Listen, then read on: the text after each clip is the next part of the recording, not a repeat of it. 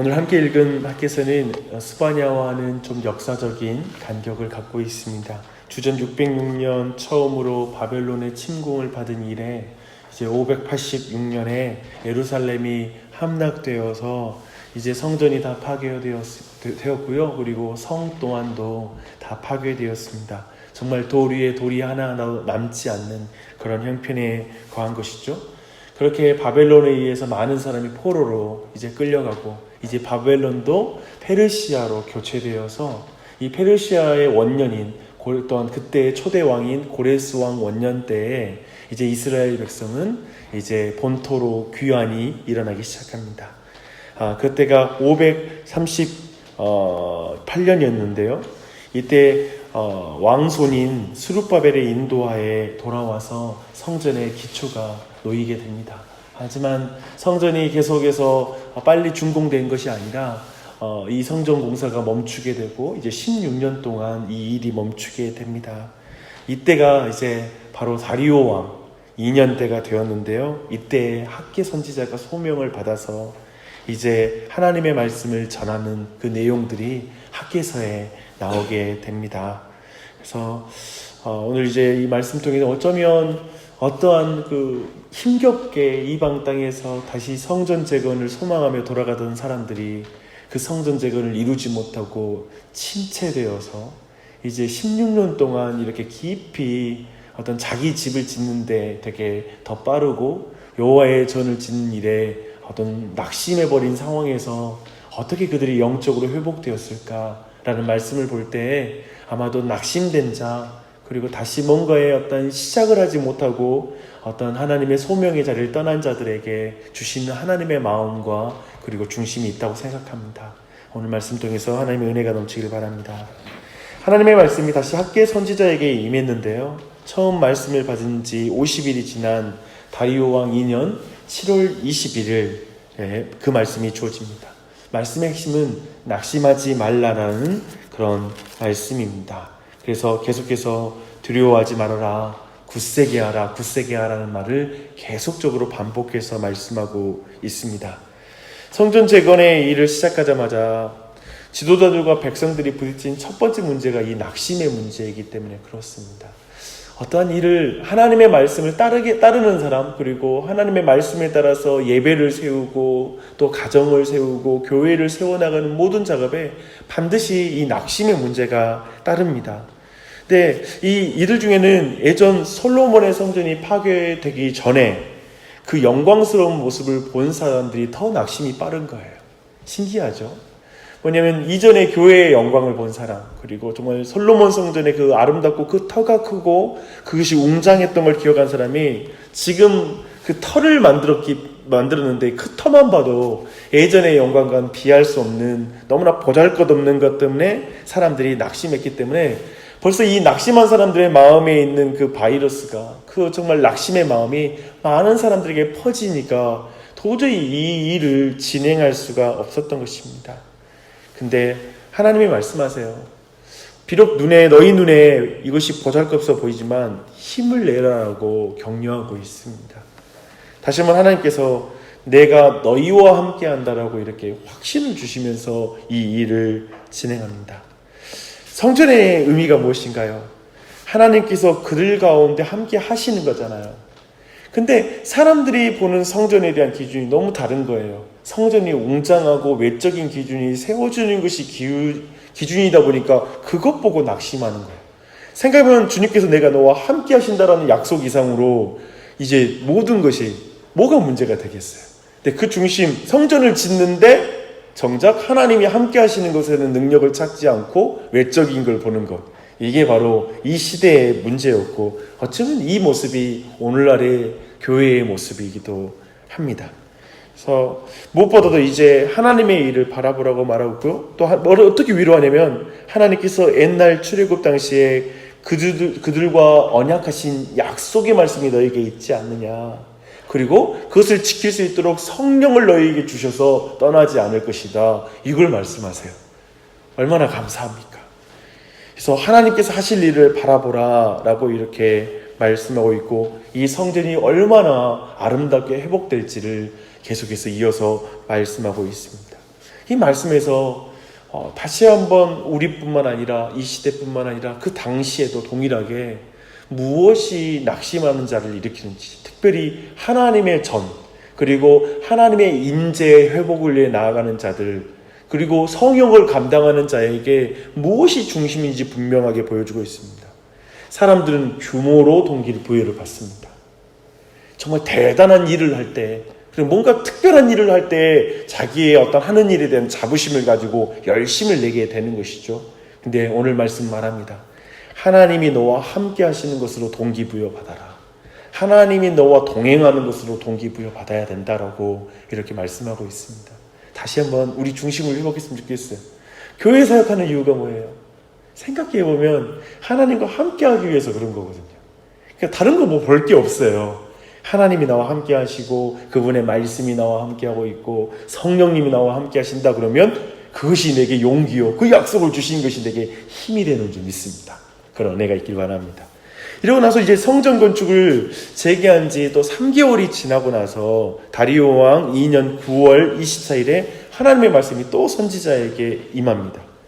때는 파종하기 위해서 이른비가 와야 하는 그런 시기였습니다. 근데 이 시기에 성전을 재건을 시작했지만 백성들은 하나님께 정당하게 하나님 성전 재건했으니까 우리에게 이른비를 주십시오. 농사 문제 좀 풀어주십시오. 라고 이렇게 정당하게 요구할 수 있는 그런 상황입니다. 근데 하나님께서는 선지자를 통해서 그들의 삶에 있는 만연에 있는 한 가지 부정한 문제를 지적합니다. 하나님께 제물로 바쳐진 고기에 접촉되면 그 사람이나 옷이 거룩해지는데 이것이 또다시 그 옷자락으로부터 다른 모든 접촉되는 것들로 그 거룩함이 퍼져가느냐 하면 그렇지 않다라는 것입니다. 그러나 반대로 어떤 사람이 시체를 만져 부정하게 되면 그 부정한 사람들이 접촉하게 되는 것은 다 부정해진다라는 것입니다. 좀 무슨 말인지 잘 모르시겠죠? 쉽게 말하면 뭐냐면 거룩함보다는 부정함이 훨씬 파급력이 강합니다. 이것이 바로 백성들의 모습이라고 선지자는 말하는데요. 즉 그들이 성전을 재건하고 있다고 해서 그들의 삶이 거룩하지는 않다라는 것입니다. 그렇잖아요. 사역하는 것으로 자신이 거룩해지는 게 아니죠. 거꾸로 그들이 거룩한 삶을 살면서 성전을 재건하는 일을 할 때 그것이 하나님께서 받으시는 거룩한 일이라고 지금 말씀하고 있는 것입니다. 하나님의 일을 한다는 것이 또 교회의 일을 열심히 한다는 것이 우리의 삶을 거룩하게 만드는 게 아닙니다. 오히려 거룩한 삶으로 하나님을 섬길 때 그 섬김이 하나님이 받으실 만한 섬김이 되고 또 우리 자신에게 복이 되는 것입니다. 또 하나님께서 다루고자 하셨던 일은 사마리아 사람들이 성전 재건의 소식을 듣고 와서 자기들도 참여하겠다라고 했던 일이 있거든요. 근데 유다 백성들에게 이 소식은 결코 사실은 좋은 소식이죠. 자신의 힘에 지금 붙이는 일이거든요. 근데 이 일에 그들이 동참하지 못하게 해요. 왜냐하면 사마리아 사람들을 이 사역이 유다 백성들이 사마리아 사람을 거룩하게 만드는 것도 아니고 그냥 사역에 동참한다고 해서 그들이 거룩해지지 않기 때문에 또 이 일은 거룩한 삶을 살아가는 자들이 그 성전을 세울 때 참된 의미가 있기 때문에 그런 부분에 대해서 거절하는 것이 합당한 것입니다. 이게 원리라는 거예요. 사역의 원리. 거룩한 삶으로 사역을 감당하는 것이죠. 교회당을 세우기 전에 거룩한 삶을 세우는 우선순위의 회복, 이게 바로 이제 두 번째 주어진 이런 2장에서 주어진 말씀의 맥락입니다. 무엇이 우리를 거룩해 하는가? 사역이 아니다. 가장 먼저 예수 그리스도와의 관계가 중요하다. 그분께 내가 접촉하는 것, 매일마다 내가 그분께 접촉하는 시간을 갖는 것, 그분과 교제하는 시간을 갖는 것, 이게 가장 중요하다. 그것이 나를 거룩하게 하고 그리고 그로 말미암아 내 삶을 통하여 주님을 거룩하게 한다라는 이 믿음 가운데 나아가는 은혜가 있길 바랍니다. 이렇게 우선순위가 바로잡히고 난 유다 백성들의 삶이 이제 달라져요. 하나님께서는 이전에 성전을 재건하기 전에 삶을 다시 추억해보라고 말씀하고 있습니다. 그때 보면 열심히 일은 하지만 결과는 잡히지 않는 인생, 재산이 쌓이지 않는 인생이었어요. 그러나 오늘 성전지대 공사를 마친 9월 24일부터 이전의 날을 돌아보라고 말합니다. 이전에는 정말 참담한 결과, 아무리 애써도 만족할 수 없는 삶, 하나님의 성전을 짓는 걸 멀리 두고 그저 내 집을 세우고자 열심히 했지만 결국 그 안에는 만족이 없고 기쁨이 없었던 삶, 마치 구멍난 전대와 같은 그런 삶, 터진 웅덩이와 같은 그런 상황이었다는 걸 한번 추억해 보라고 말씀하고 있어요. 그리고 말하기만 하면 야, 오늘부터 내가 너희를 복을 주겠다 라고 이렇게 약속하십니다. 이 우선순위가 회복되는 것 가운데 하나님이 복을 주시겠다는 것입니다. 너희는 먼저 그의 나라와 그의 의를 구하라. 그리하면 이 모든 것을 너희에게 더하여 주시리라. 이 우선순위 가운데 하나님이 복을 주시는 것을 보라고 말씀하고 있습니다.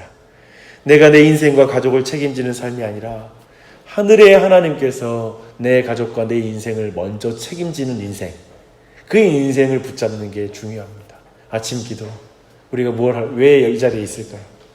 내가 내 인생을 내 힘으로 책임지는 것이 아니라 주님이 내 가정과 내 삶, 교회를 책임져 주시옵소서라고 간구하는 기도의 자리가 아니겠습니까? 이렇게 학개서의 마지막 이제 20절로 23절 말씀 쭉 뒷절에 이어지는 말씀은 한 가지 중요한 스룹바벨과 관련된 중요한 예언이 이루어집니다. 내가 너를 세우고 너를 인장으로 삼으리라 라고 하는 이 약속이죠.